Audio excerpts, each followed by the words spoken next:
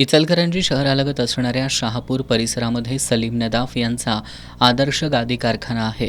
ते काल मध्यरात्री आपला कारखाना बंद करून घरी गेले होते. मध्यरात्रीच्या सुमारास या गादी कारखान्यातून धूर येऊ लागला. याची माहिती काही नागरिकांनी सलीम नदाफ यांना दिली. त्यांनी कारखान्याजवळ जाऊन पाहणी केली तेव्हा आगीनं रौद्ररूप धारण केलं होतं. याची माहिती नदाफ यांनी अग्निशमन दलाला दिली. त्यानंतर घटनास्थळी अग्निशमन दलाच्या 2 गाड्या दाखल झाल्या. घटनास्थळी आगीचे लोळ मोठ्या प्रमाणात येत होते. शेजारी वस्ती असल्यानं आग विझवताना मोठे शर्थीचे प्रयत्न करावे लागले. 2 तासांच्या अथक प्रयत्नांनंतर आग विझवण्यात अग्निशमन दलाला यश आलं.